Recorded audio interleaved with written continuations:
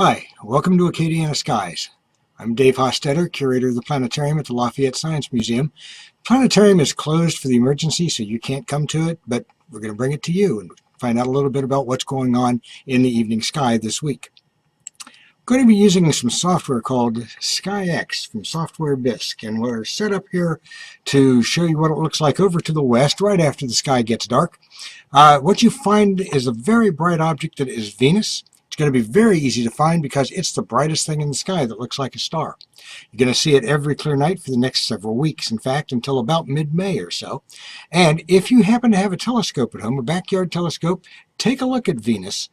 Don't use real high magnification. You can use your lower powers, and you'll discover that Venus has phases like the moon does. Right now we are very close to a half Venus phase, but as we go further into the month of April in particular, watch what's going to happen here. Let's go forward, and you will see that Venus seems to get bigger and becomes a crescent.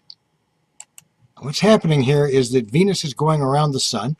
It's now late April, and it is closer to us in late April than it is right now. Right now, it's about 70 million miles or so from Earth. By late April, it's going to be only about 40 million miles from Earth, and so it'll look larger in a telescope. And less of the side toward the Earth is lighted by the sun, and that's what gives the crescent phase. By the time we get into mid to late May, Venus is going to be passing between Earth and the Sun, more or less, only be about 26 million miles away. So this phase is going to get bigger, and if you go out and take a look at it maybe once a week or so, something like that, you'll actually be able to see it if you have a telescope. Now let's go ahead and back away from Venus. And instead of looking directly over there toward the western sky, let's move a little bit more back to the southwest. I want to go ahead and go back to the 19th of March. That's today's date when we're doing this. And we'll go to the end of twilight. Let's swing around into the southwest, and here is the constellation Orion the Hunter. And it's kind of been in the news lately with astronomers. We've got these 3 stars in a row to make the belt of the Hunter, 2 stars that make his shoulders, and then you've got a couple of stars down here for his feet, 3 stars for his sword. But the real interest is right here. The bright star Betelgeuse marks one of the shoulders. It's a red supergiant star so big that if you dropped it down into the solar system, it would swallow up all the planets out to about Jupiter. Over the last several months, it has dimmed significantly. It's usually one of the brightest stars in the sky, but not anymore. We don't know exactly why. One possibility is that this is the right type of star to supernova, and perhaps it's getting ready to explode. And if it were to do something like that, well, that would be a very impressive type of thing. Maybe this dimming is a thing that's preparatory to that. We just don't know.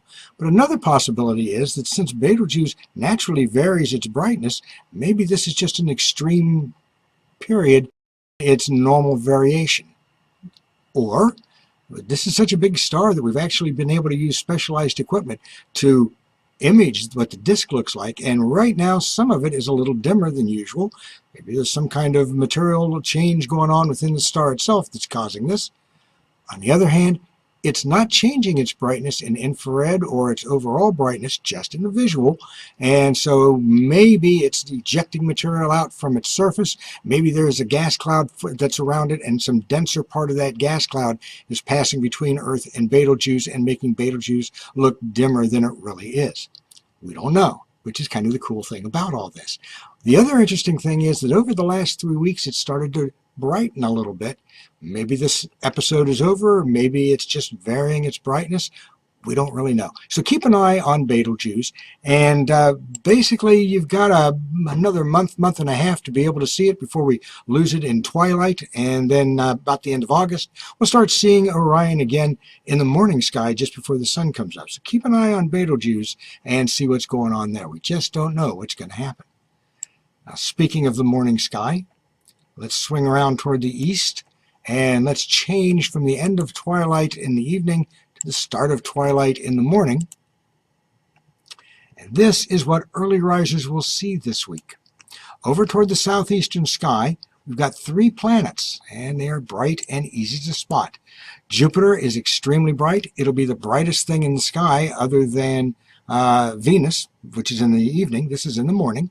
So Jupiter is the brightest thing in the morning sky right now. Mars is not too far away from it and will be as bright as a bright star. Saturn below and to the left of them, as bright as a bright star. Pluto is in that area too, but it's just so dim that you need to have extremely dark skies and a very large telescope and sophisticated telescope to spot it in the first place. With the unaided eye, these 3 planets are really going to dominate over there in the southeast, and we're going to see them for some time to come.